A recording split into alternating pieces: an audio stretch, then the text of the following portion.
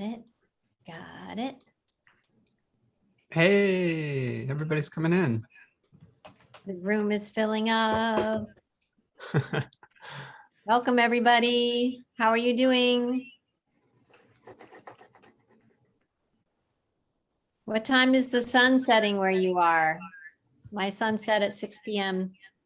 tonight, which in a week from now will be 5 p.m.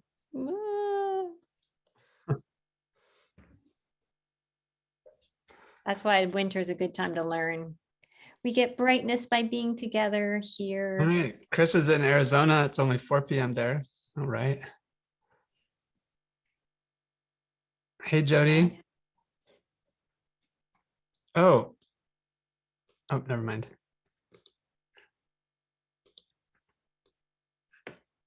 Where's everyone tuning in from? Marguerite is here. Margaret. Shirley in Toronto. Hi. Vancouver, Montreal, Vancouver. Okay. Oh, I want to go to Vancouver. Ooh, Yellow Portugal. Springs, Ohio. I used to live in Yellow Springs, Ohio. Welcome. All right. Vermont, Hampton Falls.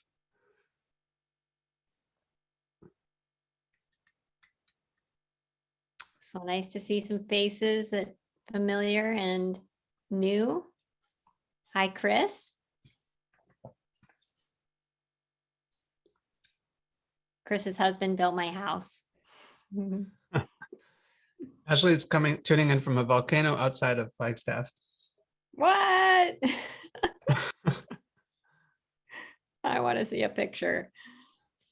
I had the most amazing morning in an aspen grove in a mountain outside of Flagstaff, which was at one point a volcano. Maybe it still is. I don't know that much about volcanoes because I live around in the Northeast. But it was amazing. Okay. Well, should we so get started? Everybody ready? Yeah.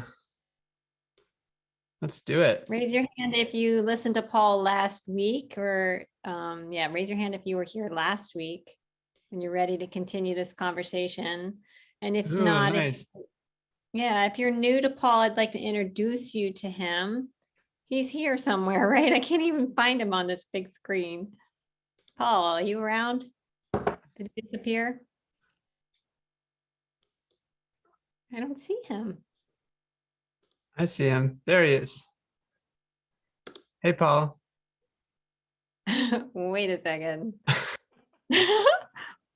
Paul, you are gone. Something is blocking your camera big time.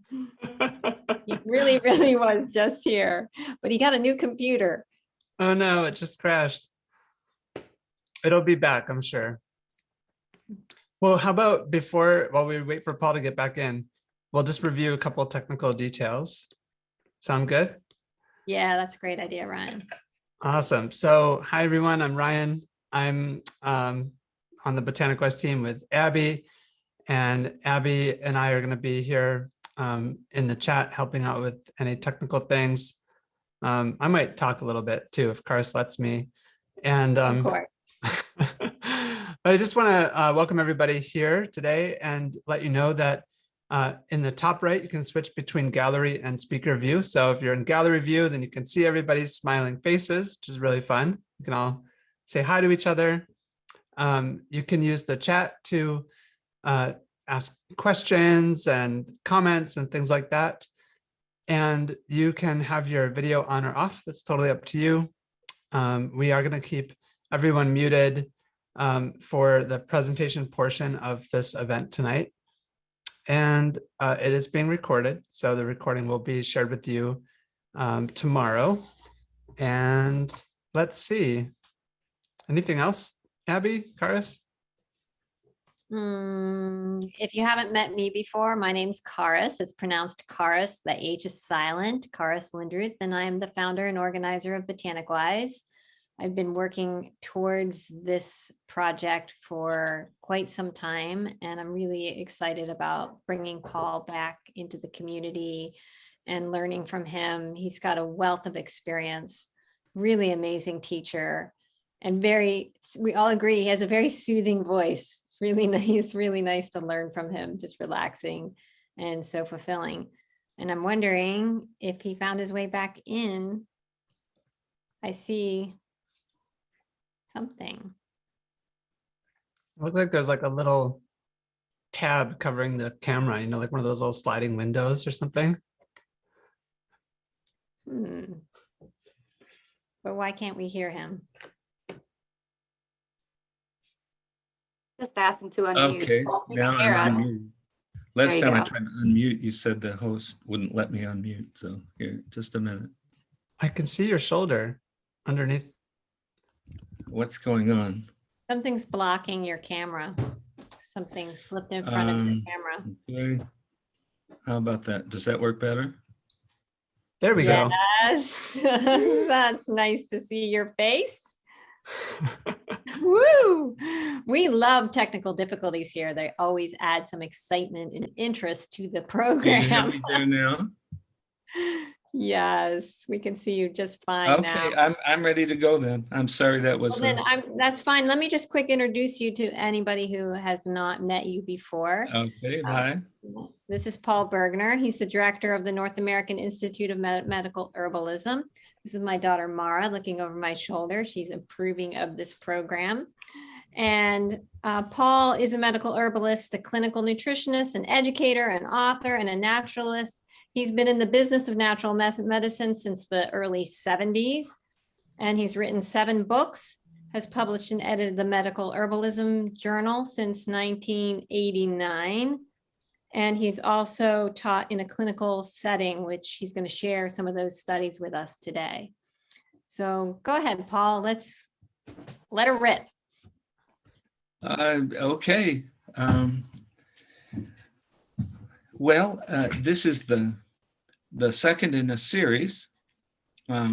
We've had 2 free webinars, right? And I talked a little bit, just freelance, talked about food intolerance and the whole topic of the relationship between your diet and the way certain foods in your diet can create systemic inflammation. And this can be the root of a myriad of different diseases, different expressions, anywhere from feeling the blahs, I just don't feel quite right. I'm tired all the time. I'm a little achy all the time, but no diagnosable illness. I don't know if you know, there's a statistic, 50% of the time when someone feels bad enough to go to the doctor doesn't find anything wrong with them, right? Because they don't have a name for it. Sometimes in the old days, they'd write a referral to a psychiatrist if they couldn't figure out what was wrong with you. Or we get these kind of, we call them throwaway diagnoses, like, okay, well, you have irritable bowel syndrome, right? Well, that just means, your guts aren't working right. It's not actually one entity, right? So I won't go into that, but for the people who feel bad all the time, or often feel bad, and it's kind of these unnamed blahs, right? This is something we can do about that. In many cases, I'm not a fundamentalist on this issue, but in many cases, there's a food in the diet that is causing that. And we have a 6-week seminar coming up. We explain that whole process is what's the dotted line between somebody eating a bagel, the bagel going into their stomach, they have a gluten intolerance, and what's the dotted line between the bagel in your stomach and the migraine headache, or the rheumatoid arthritis, right? Or the skin rashes that you get. Well, we usually think, oh, well, that's our tummy down there, my head's up here. There's no connection between them, right? But it's all floating in this one soup, right? It's all united, right, in this one fluid bath, and the bath is all full of immune components. So if you happen to have the genetics that you have an immunological reaction when you eat a food, you start dumping immune components into that it's like a big hot tub. You dump it into the hot tub, it goes everywhere in the hot tub, right? And everything that's getting bathed by your circulating fluids can possibly be irritated by that initial irritation that occurs in your digestive tract. So this is, so I called it the blahs, or I'm sick and tired of feeling sick and tired, but we can't really give a name to what it is. And also, and this is this is the topic of tonight. The same methods, exactly the same methods, can in some cases resolve very serious medical issues, very serious chronic medical issues, and in some cases, with specific some autoimmune conditions, other conditions also. In some cases, that actual food-induced inflammation is the root of that disease. And when you remove the inflammatory trigger, then the disease falls into place, right? In other words, it goes away. You no longer fit the diagnosis for that disease anymore. I promise you, I'm sober. I haven't used drugs in 35 years or so. This isn't just a fantasy. In fact, I've been running a teaching clinics since 1996, and I've been practicing with food intolerance since 1986. And I've seen in the teaching clinics, many thousands of patients. We train all our students in the processes that I'm presenting in these seminars.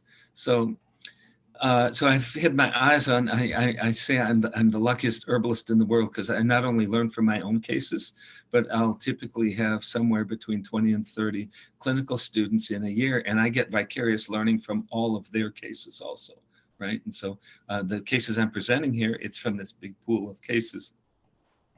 And I might as well start. Here we go. I'm going to share my screen.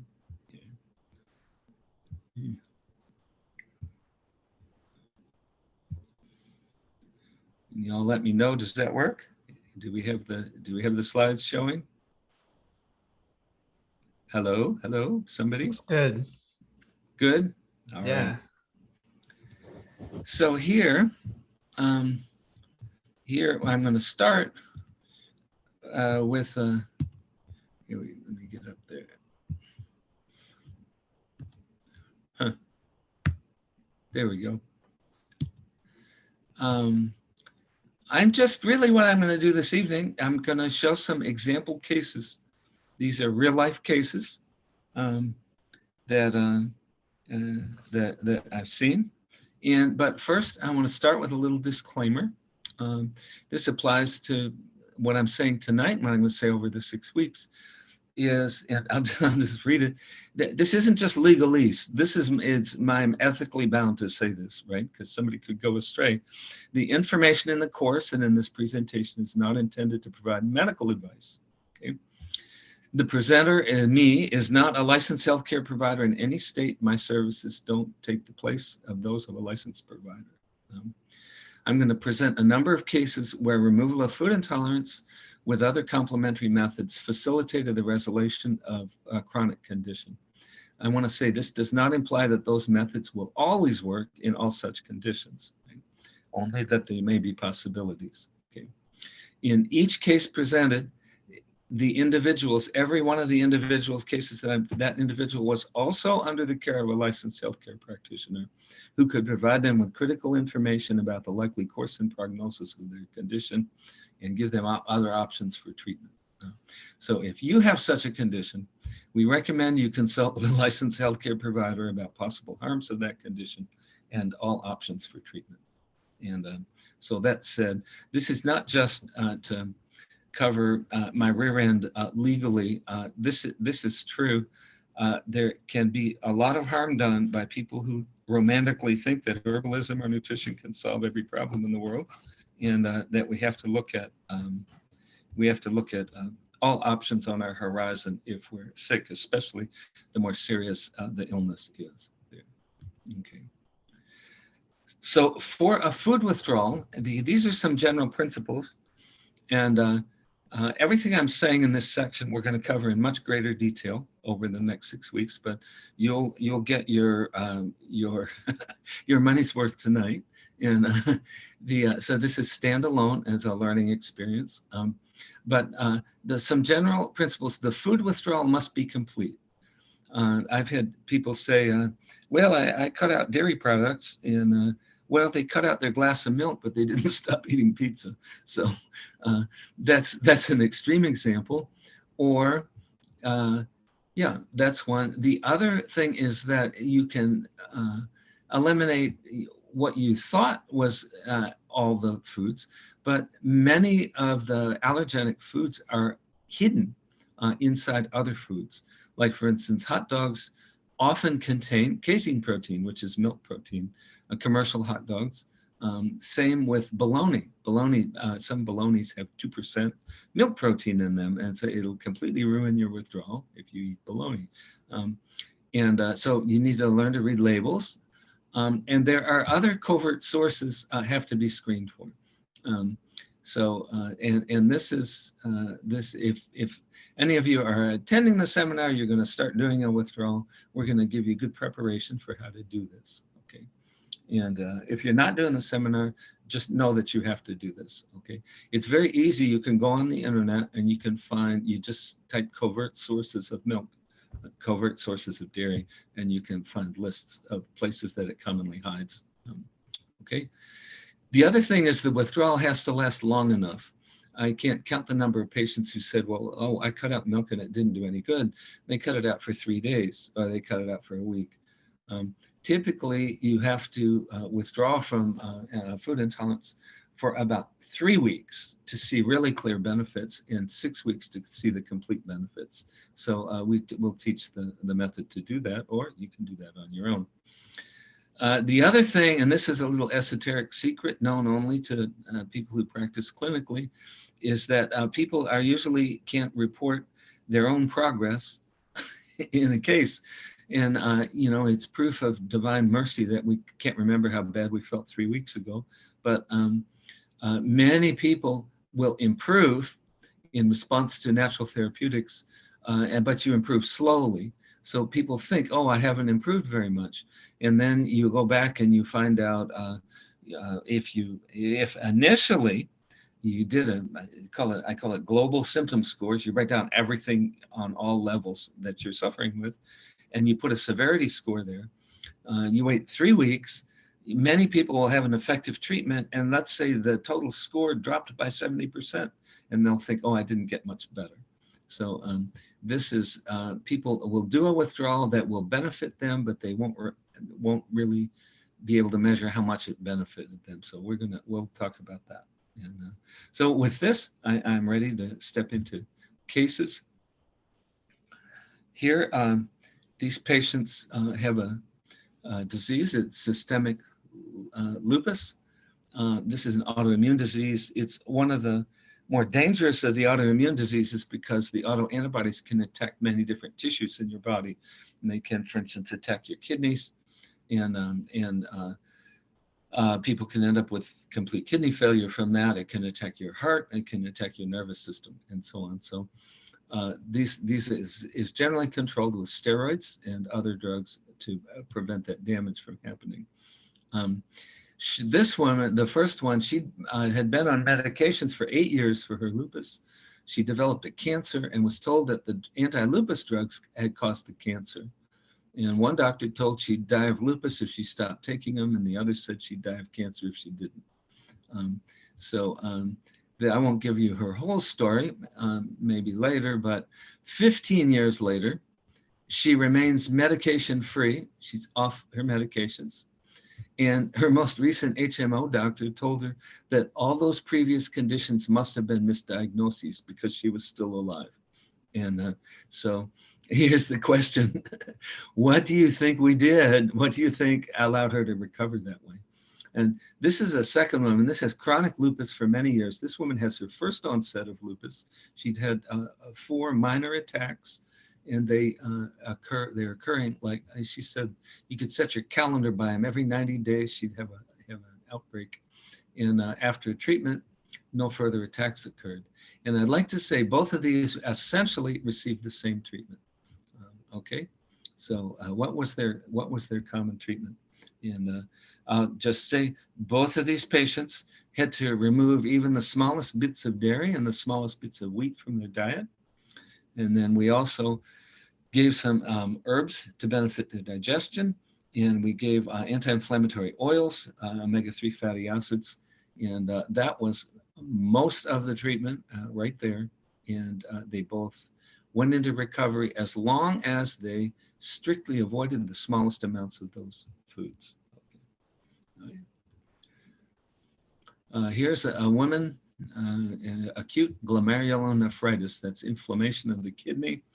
And the kidney wasn't functioning properly, and it was causing her to retain water. She had swelling and edema all the way up her leg, right? All the way up, and then severe abdominal edema secondary to this kidney failure. She was in the care of a doctor who said, okay, well, we're going to do a kidney biopsy to see what drug you need to be on until you get your kidney transplant. This person, 12 years later, she's usually symptom-free.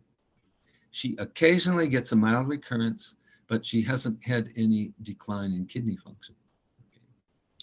Now here, unrelated condition, this is ITP, Idiopathic Thrombocytopenic Purpura. This is a blood clotting disorder. It's probably autoimmunity against the platelets, so your blood becomes thin. And she would get bruising around mosquito bites, and she'd get bitten by black flies and had little blood drips down her legs. And and there was no medical thing that they were offering her. So 10 years later, she's usually symptom-free. She has a mild recurrence. I want to point out these both had a serious thing in remission, but they would get a mild recurrence. And what triggers the occasional recurrence in both these patients? And the first one was completely intolerant of both dairy and gluten. The second one was intolerant of gluten, but could eat dairy. And when they would eat, the years go by, and when they would start to eat their allergens, they would start to get a recurrence of their problem from before.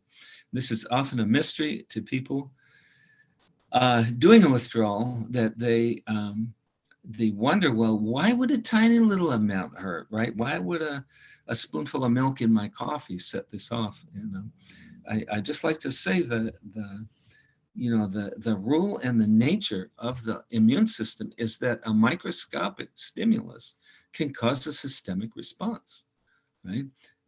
If you think, well, I can put see, as far as the body's concerned, the proteins, if you have a milk intolerance, the proteins in the milk are viewed as if they were proteins in a bacterial coat, right? As far as the body's concerned. So here, as far as the body's concerned, that tablespoon of milk you put in your coffee, as far as they're concerned, it's a tablespoon of streptococcus or pneumococcus or influenza or something. That small amount to you is actually a very large threatening immunogenic load to the system. So this is why small triggers can trigger systemic problems there. Okay. This woman had applied to my school, and on the third day of school, she says, I'm going to have to drop out. And I said, why? And she said, well, I can't sit this long. And she had she's in her 50s. She had severe rheumatoid arthritis. She couldn't sit comfortably in a chair. She also had high blood pressure, was insulin dependent type 1 diabetic.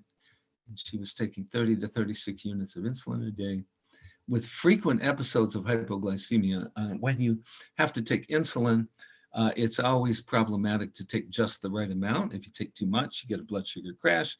Then you got to take some sugar pills or take some orange juice, and then your blood sugar goes too high. And so it's winding up and down like that. So the lower you can get your insulin requirement, the more likely you're able to have stable management. So this is 6 years later.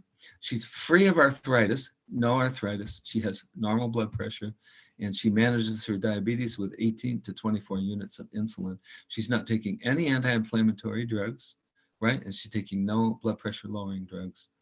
And she has very few episodes of hypoglycemia with less units. So what was the treatment? Right? Similar. She found a food allergen. In her case, it was one. I don't remember which. It was either dairy or wheat.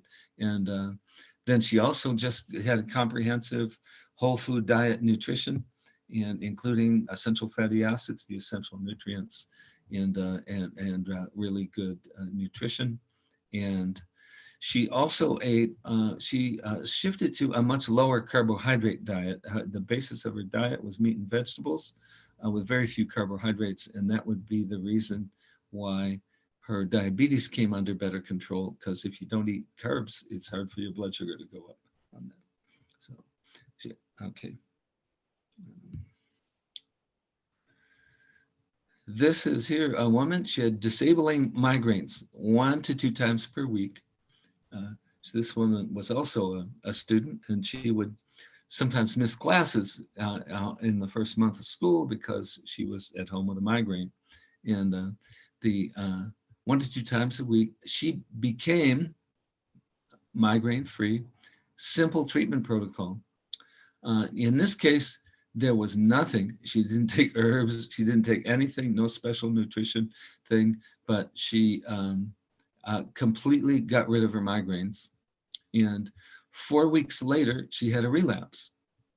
And I guess she came in one day, I love you. You've helped me so much. I love you. And then one day she came in there and says, I really hate you. You made me cut out all my favorite foods, and now my migraine's back, you know. And I said, well, what are you eating? And she says, nothing. I swear, nothing. I haven't eaten anything. I've been really, really perfect. And so I told her to go back and look at all the labels on everything that she was eating. And she had the relapse, and the relapse was from her, quote, non-dairy creamer. I can't tell you how many times this occurs that you'll have a product labeled as non-dairy, but it'll have milk protein in it. And she found there was casein protein in her non-dairy creamer. And this shows 2 things. Number 1, hidden sources. But number 2, how much do you need to trigger a migraine? The small amount of casein protein in a non-dairy creamer in her coffee in the morning was enough to trigger a full-blown migraine headache. So here she had mild eczema, and she underwent a protocol which cleared it completely. This was also a student, and she was a graduate and was a practitioner, an herbalist and nutritionist. And she was actually attending an acupuncture school for further education.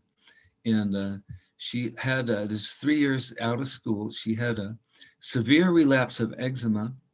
It covered 25% of her body. It covered every quadrant of her body, like it was on her trunk and on her arm and on her buttocks and on her leg and on her calf. You know, it was everywhere. It was severe. It was the worst case of eczema I've ever seen in my life, right? And she was totally, completely distressed about it. And so I said, well, what is your, she had this relapse. I said, well, what is your story? And she said, well, I figured out I was allergic to both dairy and gluten in school, and I avoid it completely. I don't eat it ever. She said, the only thing I have, and she said it about 5 times, I just have these gluten-free muffins, you know, this gluten-free muffin mix. And she says, I have 2 little muffins. It's a pancake mix. I make muffins out of it, and I have 2 of these little muffins every day. And I also had her go back and read the labels, and she read, and it turned out her gluten-free muffin mix had milk protein in it. Right? It was gluten-free, but it wasn't dairy-free. And I have to warn any of you who are avoiding dairy and allergies, very, very many gluten-free products have milk protein in them. So it's often the cause of things like this. This was severe, and this demonstrated this small amount here was severe enough to give her severe eczema. And she eliminated the gluten-free muffin mix, and in a month there was almost nothing left of her eczema there. So. Okay. Yeah, this woman, she was in her 20s. She was on disability, state disability. She had disability due to severe fibromyalgia, and she also was classified with a mental disability. And so this was a woman who wanted to attend my school, but didn't feel well enough to come to classroom, so she actually did distance learning for the first year at my school, and then she came in person. She ended up completing all our programs. But after 6 months with the methods we describe in this course, she was off all disability for both conditions and was attending school. And this was 6 years later. She completed undergraduate pre-med with high grades, was applying to medical school. What was the treatment? Right? And this treatment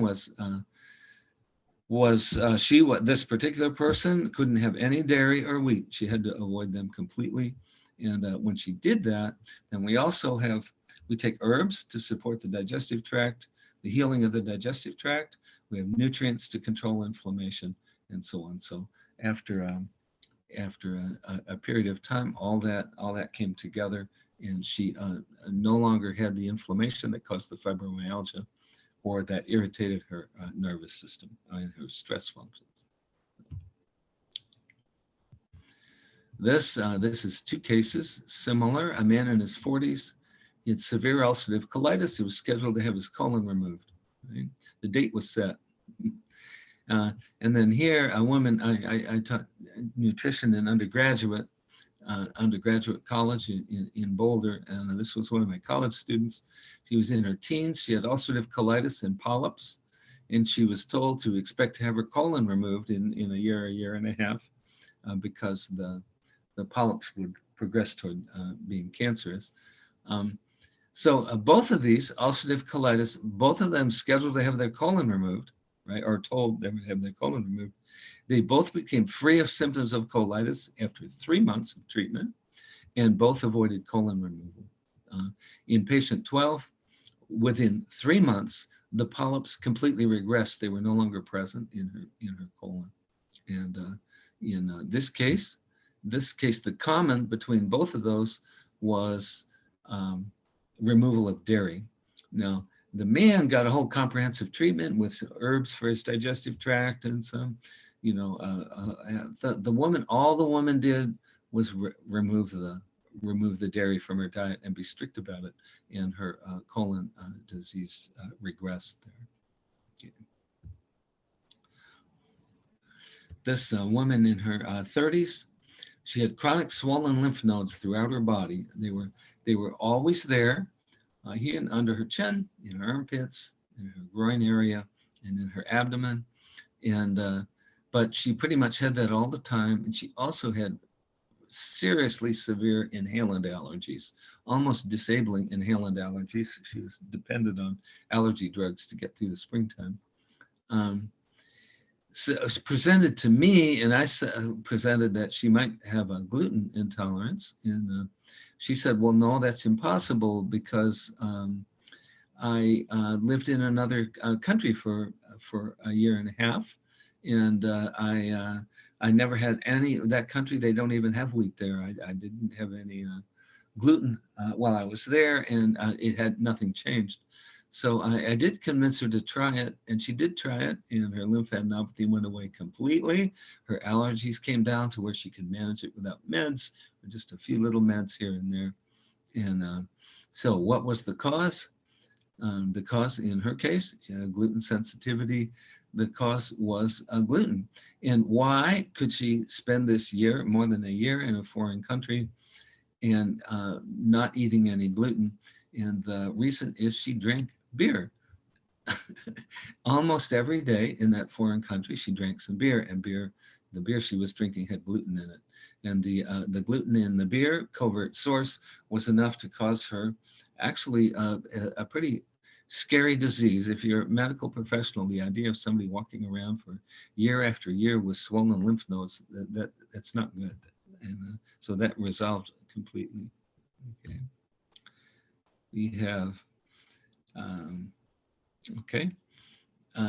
this was, I won't go each one, but 6 patients that met the criteria for disability because of panic disorder, or severe anxiety, right? This isn't just, oh, I'm anxious. It's, I'm anxious and I can't go to work. I'm anxious and I can't function, do my normal life functions. So, in these 6 patients, this is over a period of years, but all 6 of those were cured within 3 weeks. In other words, the people with panic disorder didn't have a single panic attack within 3 weeks. And similar, the severe anxiety resolves very quickly, and with a similar treatment. In this case, some of them, it was gluten, some of it was dairy, and some of it was, you know, it was either gluten or dairy in these patients, right? And they removed it, and were they within 3 weeks they were no longer disabled from that. There is a logic to that. If you get an infection, any infection, your body secretes stress hormones, right, to sort of put a container on your immune system with anti-inflammatory stress hormones. So when you eat your food intolerance, your body thinks you just had a massive infection in your digestive tract, so it secretes stress hormones, and so you end up with stress firing each time, and it isn't always immediate, right? It can be a delayed reaction, like half an hour, 45 minutes, 2 hours later, you get a stress response and streaming up your stress pathways. So when you remove the triggers, it can resolve that. Okay. This man, he's a college student. He actually came to class. The week before, he'd been released from a mental hospital. He'd spent 6 weeks in a mental hospital. He was diagnosed with rapid cycling bipolar disorder. He had trouble concentrating on his homework. He was unable to meditate. I taught at Naropa University. It's a Buddhist university, so most of the students also meditated, or many of them. And he couldn't sit to meditate. He was too jangly. And he was also morbidly underweight. The guy looked like a scarecrow. And I saw him not just as a student. I saw him, you know, also as a private patient at that point. But he, you know, told this man was, well, just here. 3 months later, he's free of mood swings, getting good grades, sitting meditation, and had gained 10 pounds of healthy weight. The main thing we did with this guy was just give him a whole foods diet, start nourishing himself. And it turned out he was allergic to soy. And he'd been kind of a long-term vegan, vegetarian, with almost all his protein came from soy protein. And I will say, before he went into the mental hospital, he'd done a number of and extensive abuse of psychedelics and other drugs. And so he had a lot of stuff going on there. Anyway, in this particular case, we removed the soy. That was a big thing, and we nourished him very well. And in this case, he had to start eating some meat, some grounding meat, and really get nourished, protein nourishment, in order to get grounded. And I say here, bipolar disorder, authentic bipolar disorder is very serious. Nobody's going to claim that you can take an herb or take a diet and make that go away. I will say young people, we're seeing some young people who have a whole lot going on. Maybe they have post-traumatic stress disorder, bad diet, psychedelic abuse, etc. And they can be misdiagnosed with a form of bipolar disorder. In this particular case, the fact that the guy, you know, very rapidly became free of mood swings and gained weight, and this was sustained for 12 months, meant he didn't have that in the first place. It was a misdiagnosis. So, okay. A woman in her 40s began experiencing neurological symptoms. She was diagnosed with multiple sclerosis. This is 2 years later. At the time I wrote this stuff, it was 2 years. Now it's about 8 years. Many symptoms have regressed. She has no progressive symptoms at all and is engaged in a busy professional life. What was the treatment? In her case, I encouraged her to cut out dairy and wheat. She cut out one of them. She cut them both out and then reintroduced them one at a time. She was allergic to one of them and not the other. And she noticed it immediately when she did a rechallenge. I believe it was milk. She took a glass of milk and immediately felt like her whole nervous system was starting to buzz. And so she avoided that. And we also optimized her vitamin D levels. She also she shifted to a very nourishing whole foods diet with a lot of fruits and vegetables in it.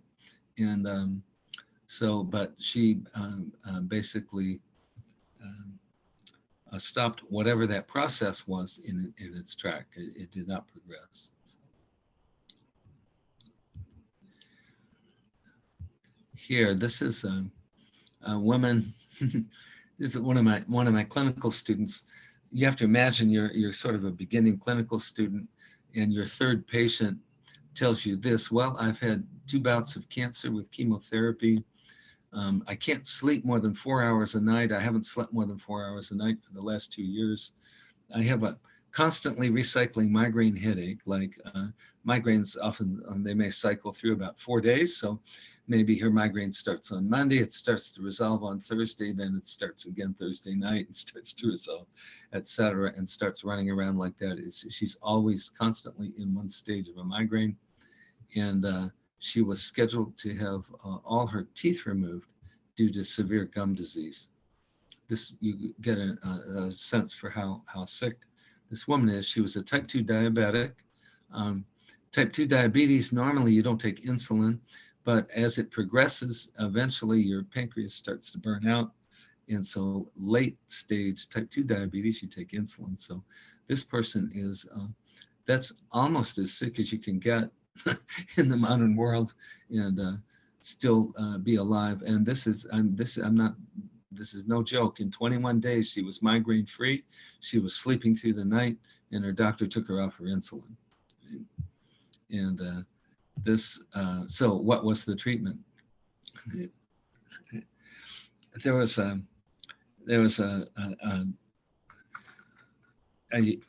doctor who specialized in diabetes, a Dr. Bernstein, and he for many years, his book Dr. Bernstein's Diabetes Solution was really the best book out there on the topic of natural and dietetic control of diabetes.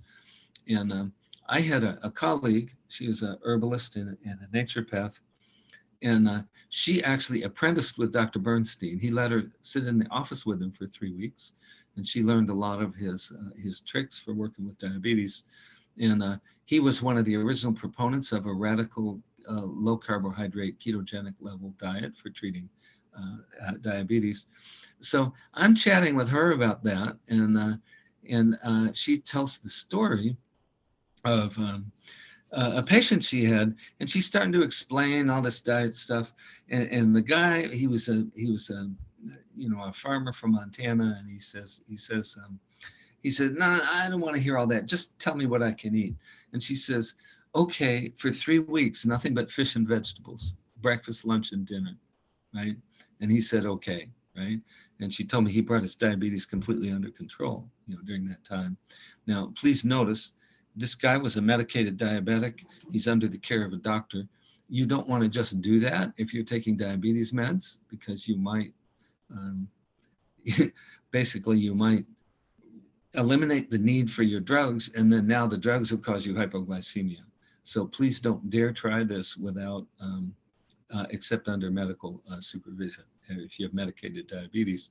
But the treatment was, so I told this story in class, to my class, and my student was talking to this woman, and the woman came at a certain point and she said the same thing, just tell me what to eat. So she said, well, try this, nothing but fish and vegetables, 3 meals a day. And that is exactly, in 21 days, she was migraine free. Why? Because she'd cut out dairy. The dairy was causing the migraines, right? She was sleeping through the night because she wasn't having the impacts on her stress system from that. And her doctor took her off her insulin, and she, this was because if you don't eat a lot of carbs, it's hard to get high blood sugar. So that's quite remarkable. And I want to say that that sounds extreme. I have reading in medical history, I saw prescriptions by the Roman physician Galen for one of his patients. He says, let your diet be meat and vegetables. Right? And this is, oh my gosh, that was the Roman paleo diet, right? And so it turns out the Encyclopedia of Roman Medicine, called De Medicina, has in there, under preventive medicine, it says 3 months of the year as a preventive method, let your diet be meat and vegetables. And this apparently, this prescription of a paleo diet was very, very common in Rome. And of course, Rome was sort of a pale shadow of Egypt and Alexandria and medicine and all that stuff going on over there. And so this was all across the Eastern Mediterranean. This was a method. If you complicated disease, eat a meat and vegetables diet, see what resolves, and do that. So, okay. And this will be the last case. This is you can have as an herbalist, you kind of have an idea that your herbs are working, that they're doing what they're supposed to do, right? And but it's hard to prove, right? And so in this particular case, I developed a formula back in the 90s for abdominal inflammation, for intestinal inflammation, right? And this is basically to help people recovering from food intolerance and people with what we call leaky gut syndrome. And the formula, it's a simple 3-herb formula. We will have in the seminar, we will have some herbs in there and some herb formulas in there. This 3-herb formula, this is a keeper, is calendula, plantain, and althea. Althea is marshmallow, and those 3 together, right? They kind of started talking about something called leaky gut syndrome back in the middle of the 1990s, and I started thinking about what herbs I'd use for that, and I came up with that, and we've been using it ever since in our schools, in our teaching clinics, and it really seems to work. In some cases, it'll break a case and start to improve, but you never really get proof, right? Sometimes. So somebody approached me at a conference, and they said, you don't know me, but I want to thank you. You saved my life. And I go, oh yeah, well, how'd that happen? Well, she said, well, I got your course. My herbalist told me to buy your course on food intolerances, which is basically what this next 6-week seminar is. And in there, I found that formula, that 3-herb formula. And it turned out that this person has a very rare condition. It's called lactase isomaltase deficiency. It's a genetic condition. You don't make proper digestive enzymes to digest sugar or starch, right? Now, imagine trying to eat a diet that doesn't have any sugar or starch in it. Anyway, what happens is if you eat those, you get intestinal inflammation. So she said they have they had an online listserv of about 30 people who had this thing, and they were always, commiserating with each other because they go off their diet and then they get intestinal inflammation. They'd need to get surgery for bowel resection after the inflammation caused scarring and really, really bad chronic inflammation. And she said, she listened to the course, she got the formula, and she approached me. She said she couldn't strictly follow her diet, but that with that 3-herb formula, she was able to manage her intestinal inflammation. So let's just say, as an herbalist, occasionally you get definitive proof, that's absolutely proof somebody with this condition, that's 3 herbs would help them control the inflammation in that condition. So that's a keeper. If you're just here for the night, we're going to talk a lot more about herbs and leaky gut syndrome in the full seminar. This is just a summary, and each one of these cases, or in almost every one of these cases, this was the general pattern of therapeutics, is complete removal and strict avoidance of an offending food. Okay. And then herbal formulas to promote healthy digestion, reduce inflammation, and encourage healing in the gut. Okay. Establishing a robust, nutrient-dense, and well-digested diet. Establish normal, healthy levels of vitamin D. Vitamin D is absolutely critical to control inflammation. And normalize your immunity. Establish a healthy balance of oils and essential fatty acids in the tissues. This is your main natural anti-inflammatory process. It comes from the oils, omega-3 oils. That's how your body normally quells inflammation or moderates inflammation. Modern people may only be getting maybe 10 or 25% of the optimal amount of those, most modern people. So, and then establishing healthy levels of trace elements and all nutrients which promote connective tissue integrity. So we have these lines here, and we have, you know, lengthy parts of the of the full seminar describe these various things here in a lot more detail. And I think that's what I have to present. I think we're going to open it up for some moderated discussion. And there, okay.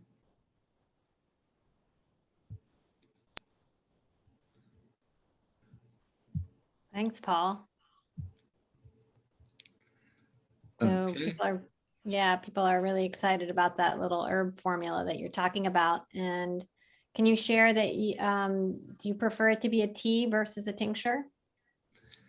The best form to take that, and I put, yes, a tea to a tincture. For the digestive tract, tinctures are not much use for the digestive tract.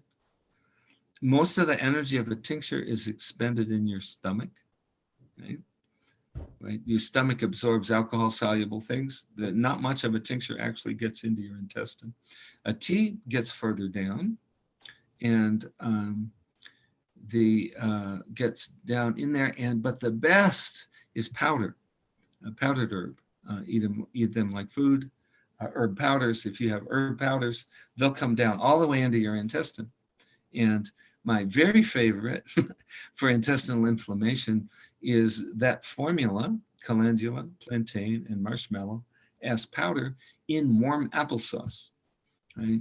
And the reason, the applesauce has pectin in it, which is also beneficial and protective and anti-inflammatory in the gut. And besides that, it tastes good. You can put a little sprinkle of cinnamon in there too, if you like. So, okay. Is there a no sugar alternative to applesauce, says Danielle? Nut butters. You can take powders. The basic way to take powders, there is a form. It's an old form from Europe and also China. It's called a draft. And you have the powder. Instead of putting the powder in a gelatin cap and putting it down and having to digest the gelatin, you take the powder and you put it in a little shot glass of warm water, right? And stir it up a little bit of warm water, and then let it soften up a little bit for like 5 minutes or something, and then gulp the whole thing down, powder and all, right? Powder, liquid and all. And you have to think, for herbs, we have tinctures over here and teas over here, and the tinctures pull out the alcohol-soluble things, but they will leave behind some of the water-soluble. The teas pull out all the water-soluble stuff, but they'll leave behind some of the alcohol-soluble. What you got for world peace is take powders, right? And then you don't have to argue about whether it's in there or not, right? The powder has everything in there. And if the powder is well mulled up and small, right, and taken a little warm water and softened up, it's all accessible. It's all bioavailable. So I have a colleague who went to Pakistan and studied traditional medicine in Pakistan. And a woman there, a Hakima, a for-humorous practitioner, a woman, ran a women's health clinic in Karachi in Pakistan. And my friend, who's an herbalist naturopath, got to study with her for 6 weeks. And she said there'd be this endless line of women coming in the door, and the endless line of women coming out the other side. And they would all have a little jar with a powder in it. And sometimes the powder would be in honey. They'd make a honey paste out of the powder, right? But this was the main way they were distributing herbs in this full-on primary care medical clinic in Pakistan. Jean has a really good question. She says her functional medicine doctor has her on a dairy-free diet and a gluten-free diet, but he has her on whey protein. Huh.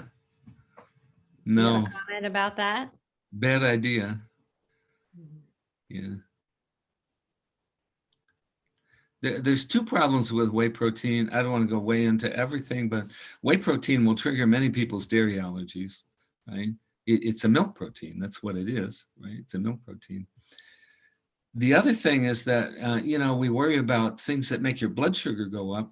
We also need to worry about things that make your insulin go up, right? Because this is it's a big problem when people are having too high insulin. And it turns out one of the most potent things to raise your insulin is white bread. You just eat white bread and your insulin will shoot up. But if you eat whey protein, your insulin will shoot up 70% more than white bread, right? Whey protein is a fractionated protein. It's not even the whole milk. It's a piece of milk. It's all cut down here. It's a strange, isolated protein that does not exist independently anywhere in nature. So you're taking this concentrated thing, and it causes your pancreas to secrete a whole lot of insulin, cause big blood sugar problems for that. So. Well, there's a ton of really good questions in here. Before we dig a little deeper into questions, Ryan, do you want to take a little moment to share about the 6-week program so that people who don't want to stick around for questions can leave, but still find out about the program? Sure, and we can go into it a bit more and in a moment. So definitely stick around if you want to get like more of the details, but Abby can put a link in the chat. As Karis mentioned in the emails, this webinar and the previous webinar are part of the build-up for Paul's online program, the 6-week Food for Optimal Health. Is anybody here a student? It'd be cool to know. Just say hi in the chat or raise your hand or something. It'd be cool to see who's here. There's a whole community built around the course right now with folks sharing. So, all right, cool. Yeah, bunch of students saying yes in the chat. A couple private messages to me, but okay, cool. So welcome, students. Yeah, we'll get into more details later, but it's going to be, the enrollment is open for basically the rest of this week, and then the class starts next week on Tuesday. So it's Paul does the core curriculum, and then there's a series of special guest presenters as well. Maya Shetreat, Tammi Sweet, Emily Ruff, a few people there that you can learn about on the page. Abby just dropped the link in the chat. But I think that one of the things that last week when we talked, Paul, was we talked a little bit about like how you got into doing this work and why you do what you do. And I think that it would be cool to just like hear you say that again, because I know like you've been teaching for years, and a lot of us have come to know you through your CD programs. And this is the first program that you're doing that's online, that's immersive, like student experience where people are meeting each other and sharing and in touch in between classes as well. So what are you, Paul, excited about with the course that's starting next week? I just, I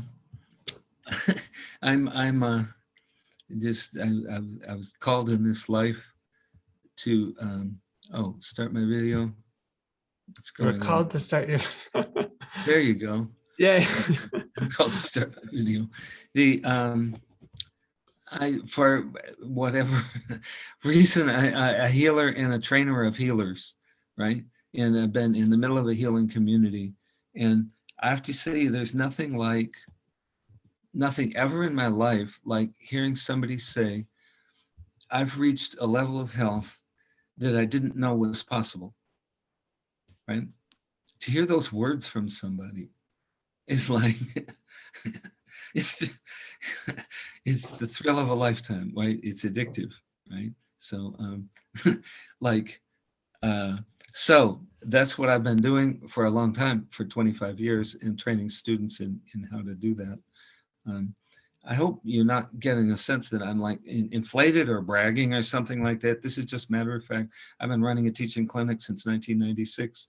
We see all kinds of stuff come through there and a lot of follow-up. And I have some of my favorite ones are the patient who said, well, I realized something was going on when I found myself dancing to Marvin Gaye as I fixed breakfast for my teenage sons. I go, okay, that's my new definition of health. People say, oh, I'm fine, I'm good. Okay, but do you dance to Marvin Gaye, right? Yes, and I'm not saying everyone should be but joyous all the time, right? But this is the one, she was so vital that she just found herself dancing like that. And because of our students, I have about 400 clinical graduates now who have been through almost 2 years, with me, and I supervise their cases in the clinic. And they, I've watched many of them from when they came in the door. We make all our students, before they're even allowed into the clinic, they have to do themselves everything that they're going to ask a patient to do. So they have to make dietary changes. They have to get a good night's sleep. They have to, do experiments with that. Like, I'm going to stay in bed 9 hours a night, 5 nights in a row, and see how I feel, right? So people have to do those things. I'm going to walk around 20 or 30 minutes every day for 5 days in a row and see how I feel. So the students are all practicing that way. And so the result is the students end up at a very high level of kind of, oh, I didn't know this level of health was possible. We end up with a community of people who feel like that, who are running our clinic. And I say, this is what excites me about this seminar. Is because one of the main things, obstacles to somebody being that, I haven't felt this good since I was 16. I didn't know this was possible. The thing from that is often a food. It's a removal of a food. And so for some people, removal of the food, it's like getting a new lease on life, right? A burden is relief, right? And it's almost like the life force can now come in and start, now you're on track again. We had this, the Samuel Hahnemann was the founder of homeopathy, and he had a famous quote. He says, why do we practice medicine, right? Well, we want to remove obstacles to cure and bring a person up to a normal state of health where they can fulfill their mission in life. That was the words he used, right?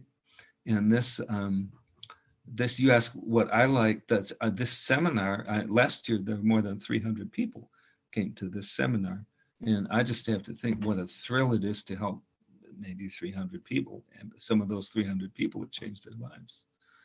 There's a thing that when you learn that some fundamental principles of diet, that's yours for life. You have understanding for life for that. It can change your life trajectory. To solve those problems and to relieve chronic burdens from the system. So that's what I have to say.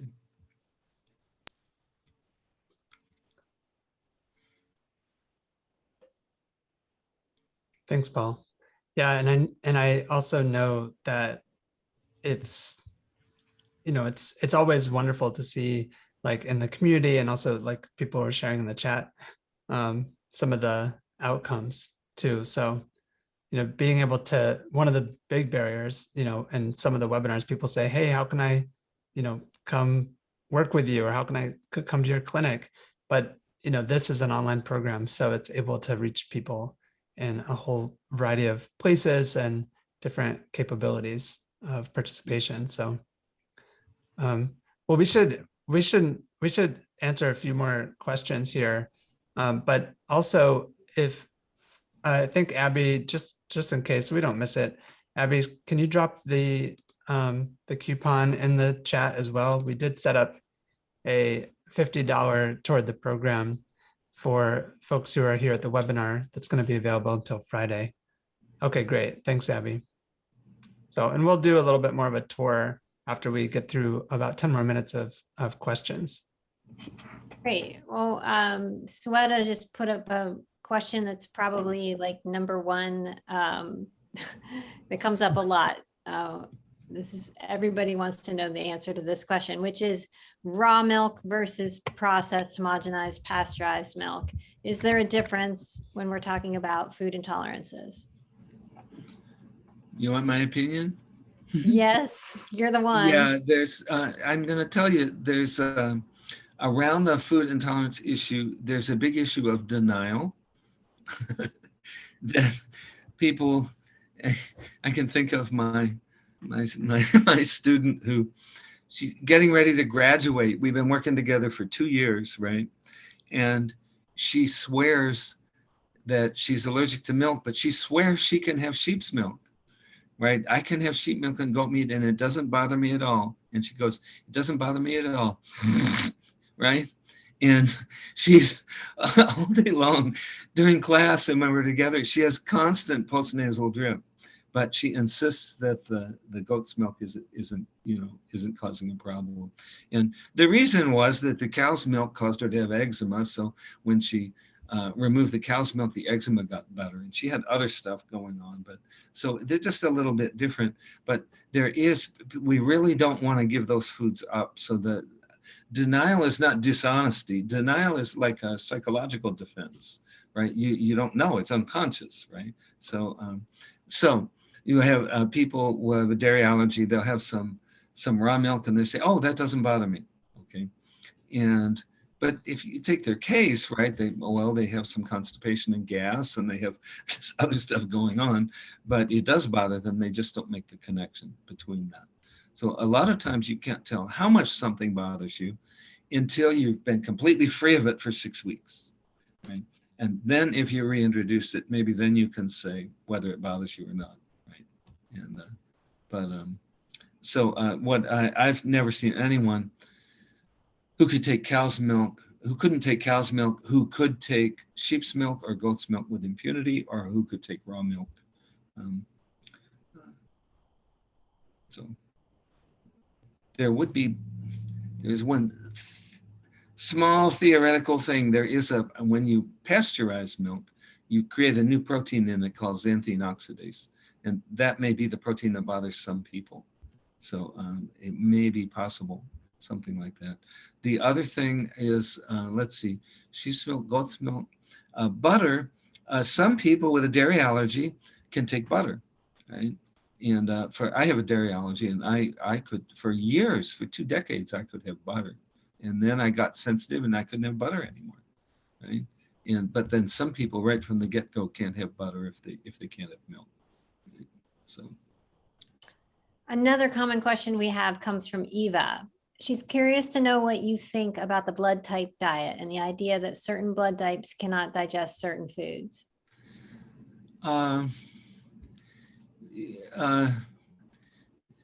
Say it.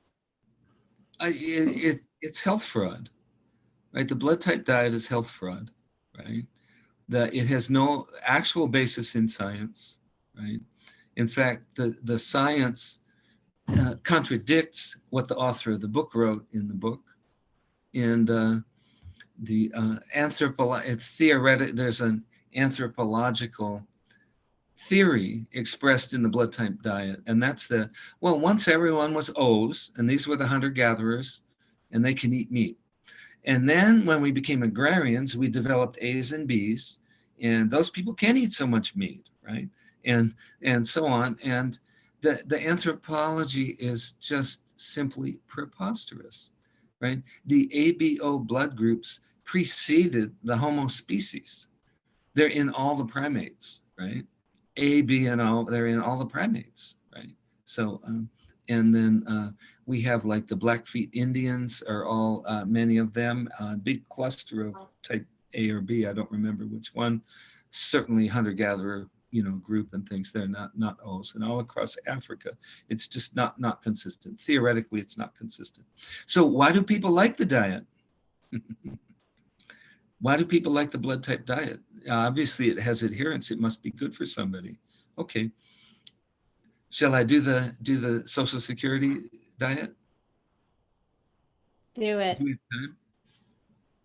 Okay, we're going to break you up. 4 groups, right?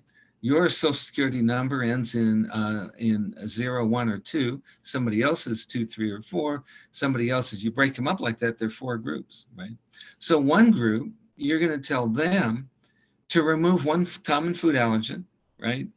And follow a whole foods diet. Okay. And then another group, you're going to tell them to remove a different food allergen and follow a whole foods diet, right? And so you go through like that. Well, eventually anybody with that who has a sensitivity in the first group to that allergen is going to be singing the praises of the Social Security diet, right? And right, and so on through each of the groups, right? They have every group remove a common food intolerance, right? So they, all right. So then, I mean, I rest my case. The fact that people respond to the blood type diet is proof of what I'm talking about here. People get a lot better if they remove a common food intolerance, right? Some people do. Okay. There are other diets like vegan diet. Some people go on a vegan diet and they just absolutely, their health begins to soar and thrive, right? And it's my opinion, they're cutting out dairy. Anybody with a dairy allergy who goes on a vegan diet is going to sing its praises forever. But then eventually the nutrient deficiencies start to be a problem. But initially that withdrawal is really beneficial. And my experience, I think about 40% of the population is probably has sensitive to dairy for that. So there is a question related to that, which is why? Why are so many people sensitive to dairy and gluten, which we touched on last week, but there's a lot of people here who did not. Yeah, I can say anthropologically. Let's take a little Wayback Machine. Right? Let's go click, click, click, click, look, look, look. Now we're back. We're 20,000 BC. Okay. You're a human being anywhere on Earth. Where are you going to get a glass of milk? No, you're not. Okay. And 20,000 BC, where are you going to get a loaf of bread? You're not.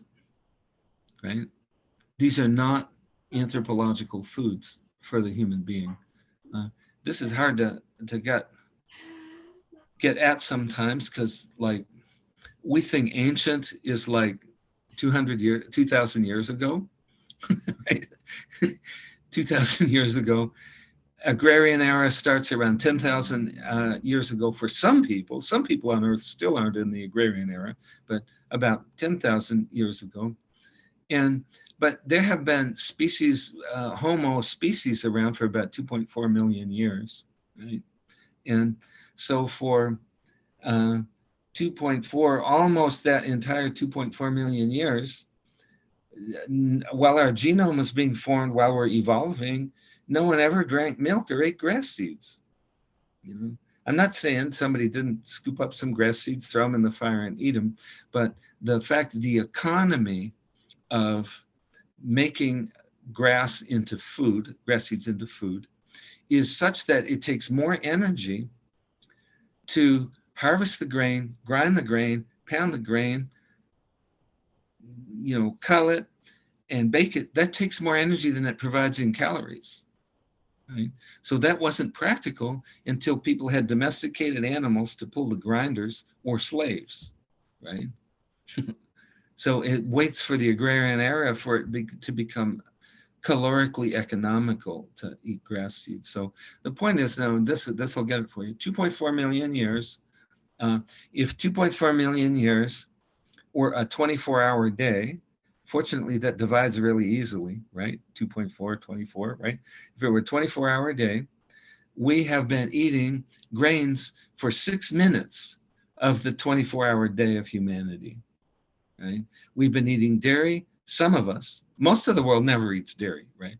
But all across parts of Africa, you know, China, dairy isn't part of the diet, right? So, but anyone's been eating dairy for about 3 minutes out of the 24-hour day.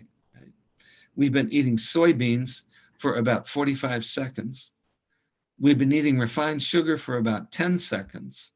Right? And we've been eating like margarine and sucralose and all this other stuff just for about 1 second out of the 24-hour day.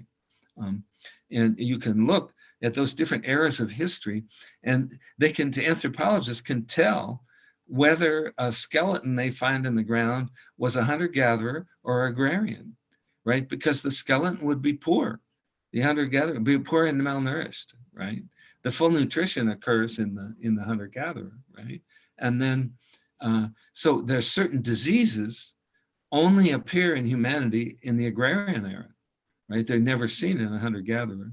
Other diseases begin with the advent of the sugar era, right? Including most of our major killers, they're sugar era diseases, right? And then a whole new set of diseases starts in the post-World War II industrial foods era, right?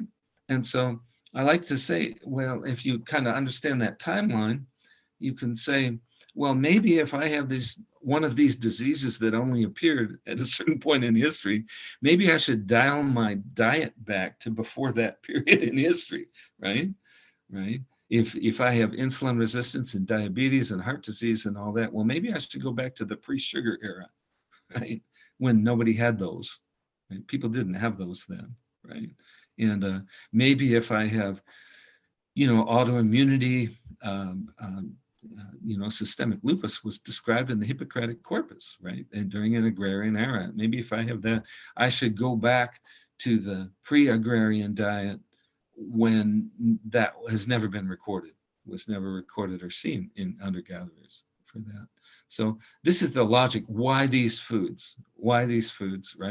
We're acculturated to these foods, but it's hard to conceive of 2.4 million years of genetic evolution, right? And what we end up with the genetic roulette wheel is that some people can eat dairy, right? With impunity, right? And some people can eat wheat with impunity, and gluten with impunity, right? So it's sort of it depends on you. It's individualized. So if it were bad for everybody, everybody would know it. The fact that it's good for some people, tolerable to other people. Other people, it's not good for them, but they don't recognize it as the cause. And then other people, well, it's really bad for them, and they can't eat it. Around the world, about somewhere between 50 and 80% of the human population can't drink dairy or they get diarrhea, right? That's more than half of human beings can't drink dairy or they'll get diarrhea, right? So, and then I'll come here and say, let me just do my final thing. I am going to speak at the World Primatology Conference about my new discovery. And I've come up with the 4 essential food groups for a baboon, right?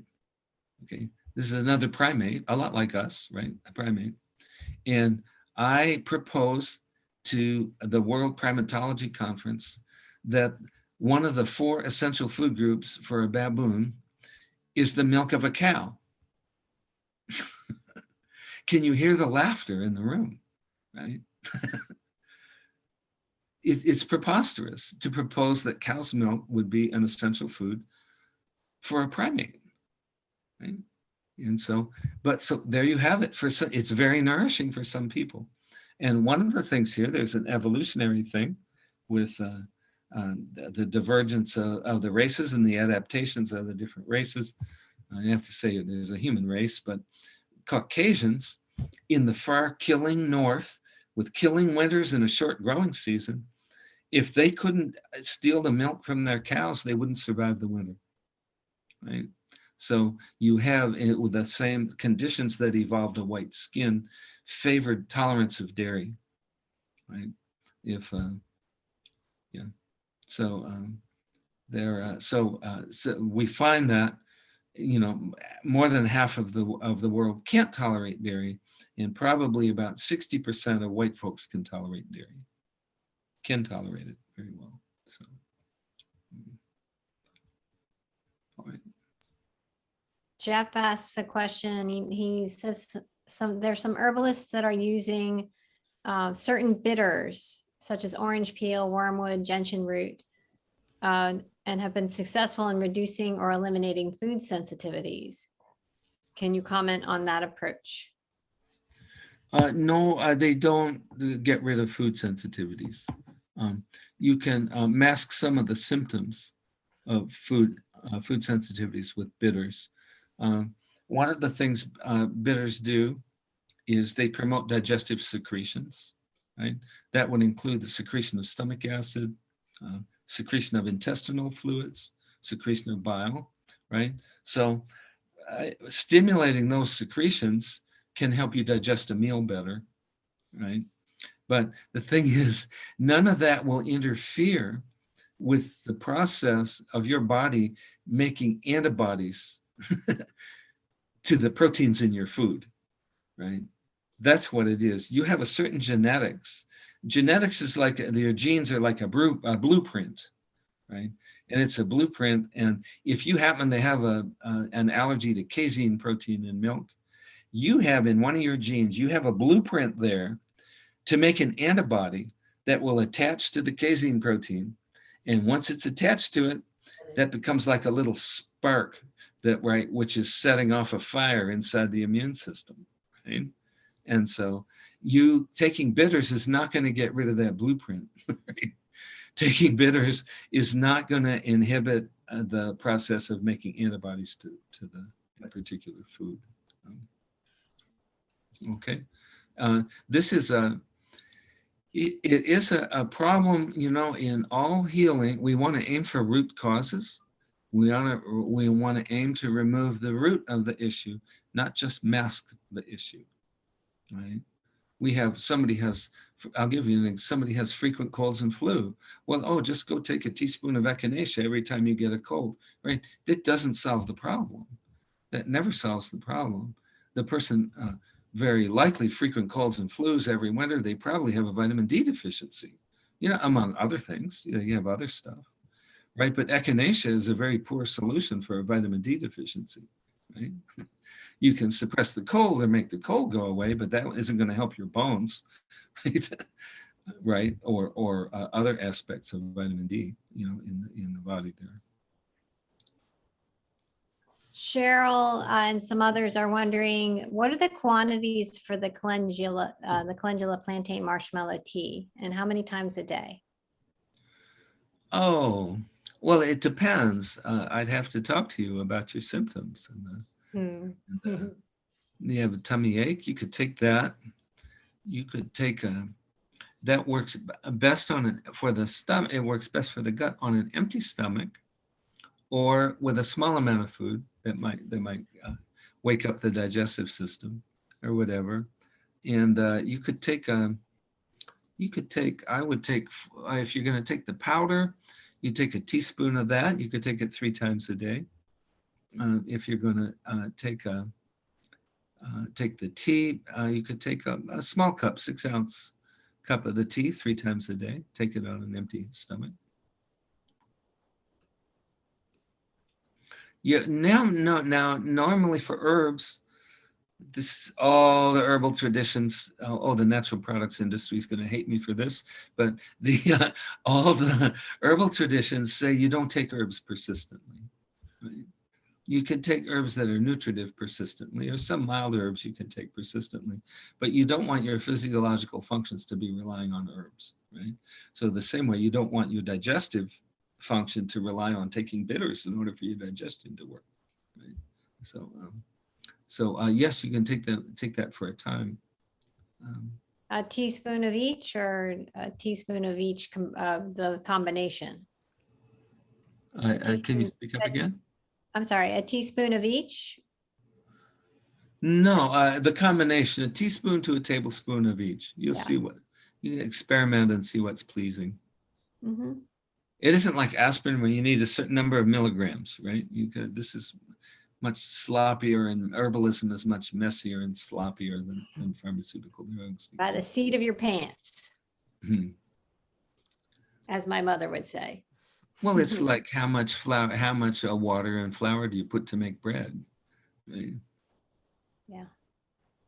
You have to start doing the process and see, right? You can't, not one set proportion isn't there. So. Yeah. Well, I think it's 8:25 and we should transition. And thank you so much, Paul, and everybody. Does anybody want to stick around and see a tour of the program?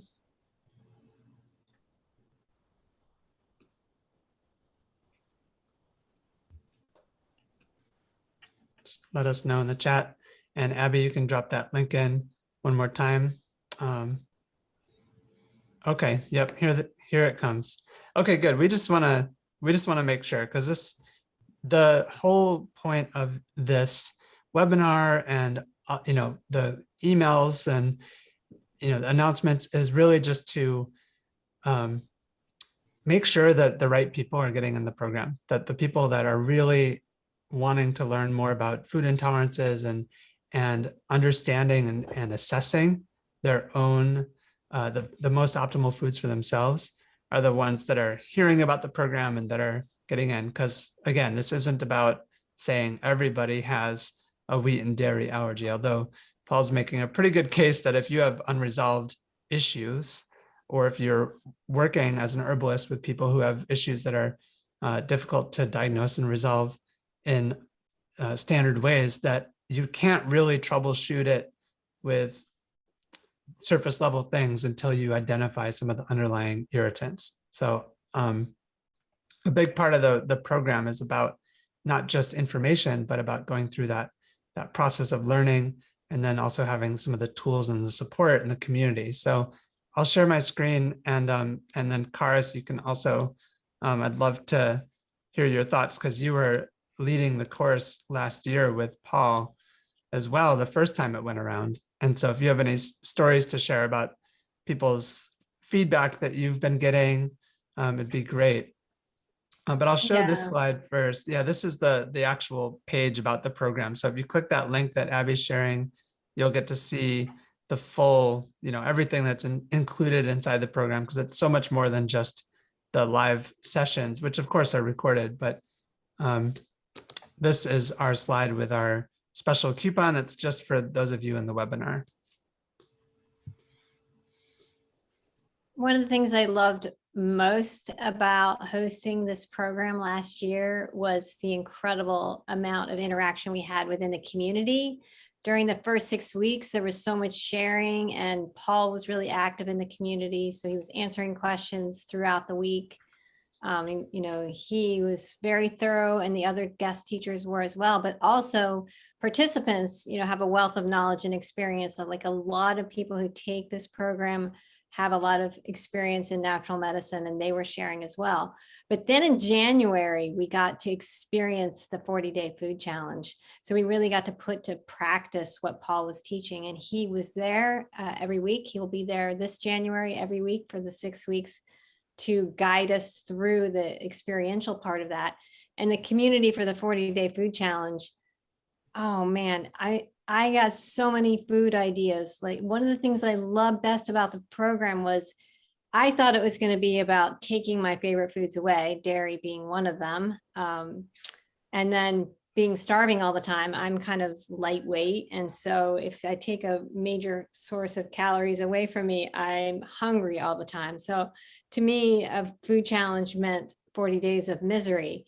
But the opposite actually happened. And Paul's really dedicated to inspiring us to find foods that we can eat and that are delicious, and really emphasizing the importance of enjoying your food. So that was a real gift for me as a participant, not just a host. So that 40-day food challenge is like a bonus that's added to the regular 6-week program. And it's the only program that we offer an extra 6 weeks of access to the primary teacher, Paul. And it's important to be clear that while the program is 6 weeks and then additional 40-day challenge, that once you're a part of the program, you're a part of it forever. So there's people that were attending last year that are now back this year. And there's also all the recordings and everything are in the BotanicWise community. So just wanted to make sure that was also clear, because that question came up a couple of times. Yeah, so Donna's asking a really good question. Can somebody just do the 40-day food challenge and not do the 6-week program? And at this time, we're only opening the 40-day food challenge to students who have participated in the program. And the reason for that is because if you jump in and don't know the nuts and bolts of what we're doing, then you're going to be seeking all the questions that we've just answered in the 6-week program. We thought that would work, but with some really careful thought about it, I think it's more fair to the students who have taken the whole program, that it's going to be, we're really preparing you in the 6 weeks coming up in November for the 40-day food challenge. And by the time you're done that 6 weeks, you're going to be excited about your 40-day food challenge instead of dreading it. I'm serious. So I really love our guest teachers too. So that really adds to what Paul's bringing to us. Tammi Sweet is a big favorite, and she goes over the anatomy and physiology of the gut lining and amuses us immensely with her class. David Winston talks about autoimmunity, very helpful class. Deb Soule is going to be teaching about mindfulness and food, which is also really helpful because for many of us, myself included, when we begin to start analyzing what foods might be bothering us, some of us get triggered into, obsessive thinking about about our foods, and maybe some overeating or undereating issues can come. And Emily Ruff is also going to help us with support. One of Paul's favorite tools to help with sort of the emotional side of eating is flower essences. So she gives a really lively, fun class about flower essences. And then Maya Shetreat is going to teach the class that I taught last year on the microbiome. So she's the author of The Dirt Cure. She's much better qualified than I am to share her wisdom about all the new information regarding the microbiome. So I think that's all that. Yeah, it's also worth saying like that BotanicWise has a scholarship program as well. And so, Karis, do you want to speak to that at all? Yeah, so we do have a scholarship program, and last year's students are donating to our scholarship program. So we're raising funds for those who have financial need and who want to participate in the program. We want to be able to include people, anybody who needs the program, whether they need partial assistance or full assistance. They can reach out to us at info@botanicwise.com. So Mary Jo's asking about the cost of the program. It's $350, but it's $300 if you use your coupon. We also have, our 100% worth it guarantee. You have until December 10th to ask for a refund if you start the program and then you find out that for you, it's not a good fit for you. No questions asked. You can get your full refund with an email asking for it.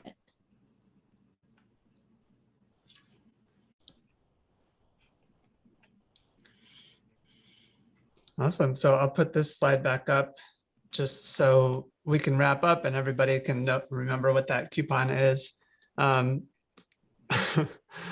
Frida just texted me and said, "We're taking the class again this year."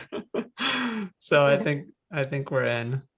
All right, go Frida. Well, and I'll just say, like, I brought this up, Paul, when we talked last week, but like one of the things that's been hard for me about addressing this, and I've been having a battle with my like dairy allergy, which was diagnosed when I was a kid, and it's pretty much undisputed that I have a dairy allergy.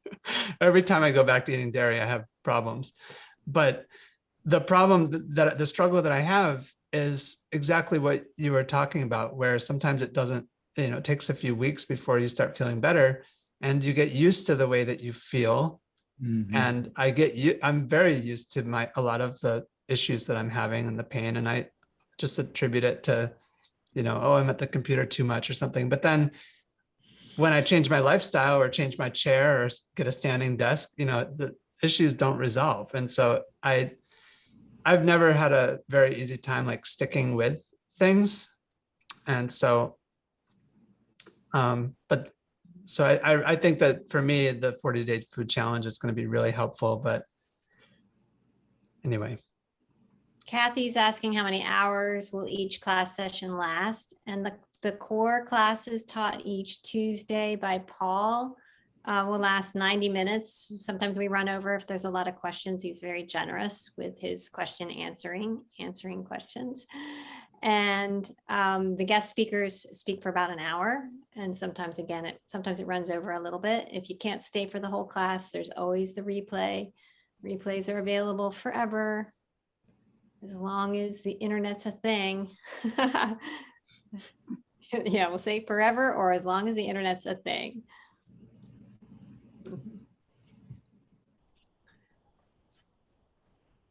Oh, Brittany saying, Ryan, the official name for that is stick-to-itiveness. Yes, awesome. I'm thinking that, like, you know, having like accountability buddies might be a thing this time around, because it's something that I need, because That's you a great can't idea. really try to get your partner to be your accountability buddy for.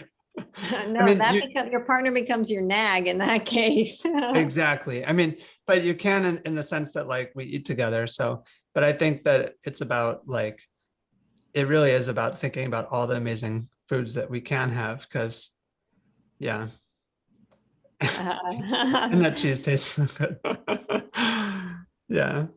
Well, we did pretty good. You'd be proud. Like, we cut out bread a week ago after last week's webinar, and it's been a whole week, and that's 7 loaves of bread that we didn't eat. That's a lot of bread.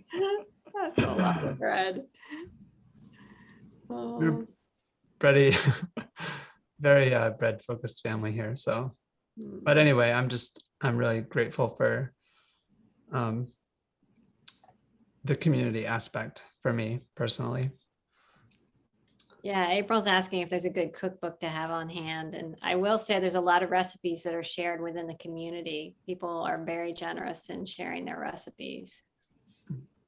I think we even might have it as a topic. And you'll have access to all last year's recipes as well. That community is alive and thriving, and you'll be combined with last year's cohort. So you can benefit from the conversations that were happening since we ran the course last year.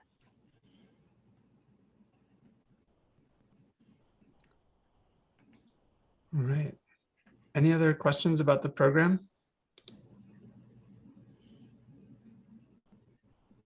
Linda's saying she may join us again. She did it last year and loved it.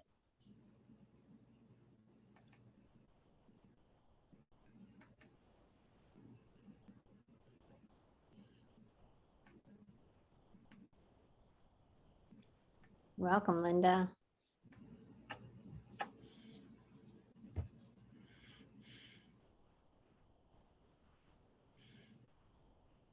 Well, thank you, Ryan. Thank you, Paul. Thank you, Abby.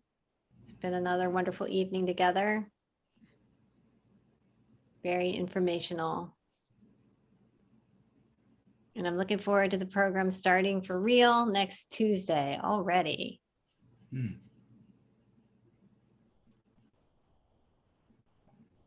Annika, the recording will be available by tomorrow afternoon, if not sooner, and you'll get an email with the link. It'll be placed within the community. Rochelle's wondering if there's any topic on relationship to seizure activity. Paul, do you talk a little bit about seizures and food intolerances? No, I have two over the past years, 2 patients with seizure disorder who removed a food allergen and it resolved. And when they start eating the food allergen, they get the seizure again. There were 2. One of them was a young boy, like a 10-year-old boy, and the other was a woman around 50 years old. But this is not going, I would never put it forward as something, as a cure for seizures. If somebody has, anybody I work with who has anything, I look to establish the basis of health, and part of that is removing a food intolerance. And sometimes something might go away, right, that you didn't anticipate there. So.